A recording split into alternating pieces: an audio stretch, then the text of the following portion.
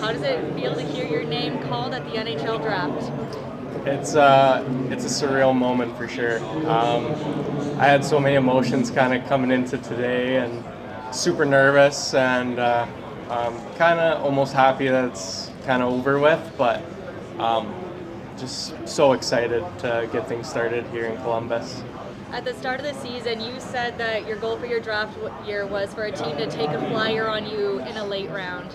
Now, could you have imagined anything like this being called by Columbus this early? No, definitely not.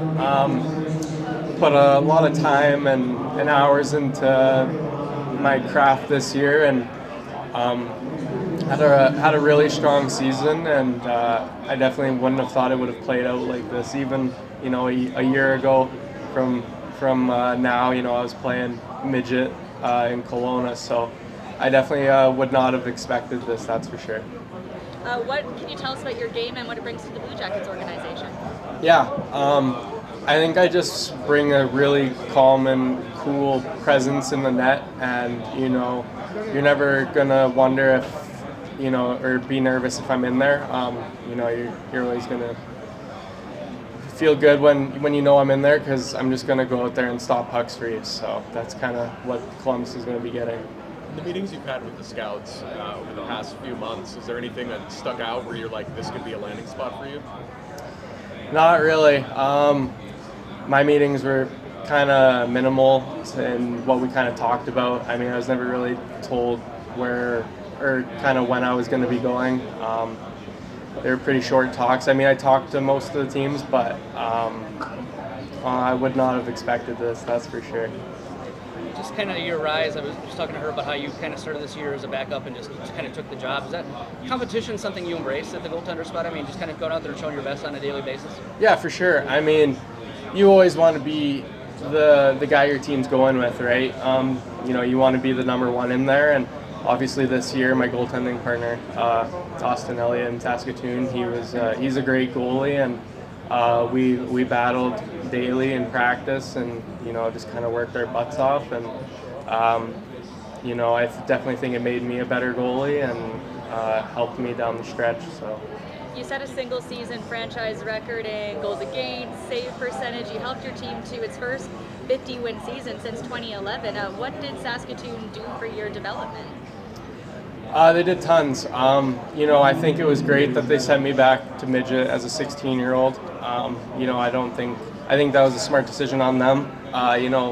Letting me go somewhere and play, and then obviously bringing me in.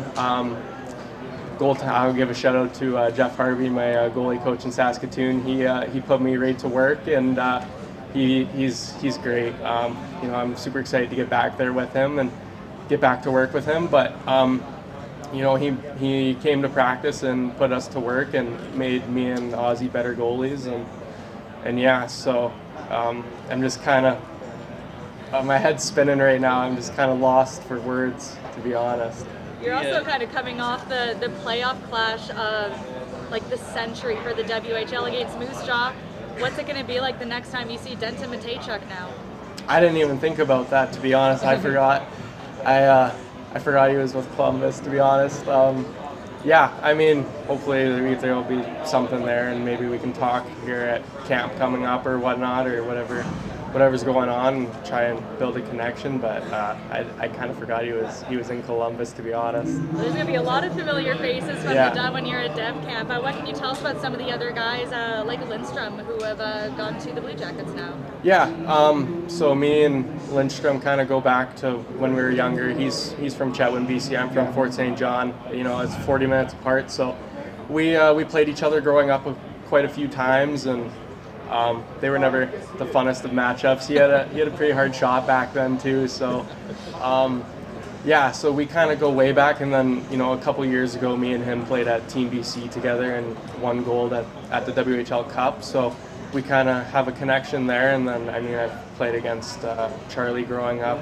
He went to the Edge Prep School, and I played at RHA Kelowna. So we've gone back a few years just playing against each other. So it's kind of cool knowing the guys that were also picked to the organization and knowing them to some extent.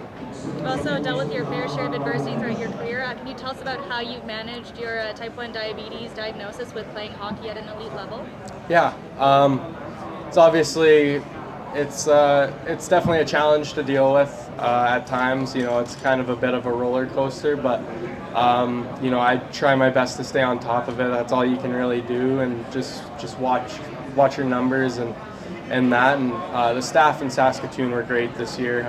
You know, they were always watching me, making sure I was all right, making sure I had everything I needed, and really took care of me and just gave me every opportunity there and really looked after me. So I was super thankful for what they did in Saskatoon looking after me, and I'm sure Columbus will do the same and make sure I'm doing all right with all that stuff. So Max Domi, an ex-Blue Jacket. I hear you guys have a special connection.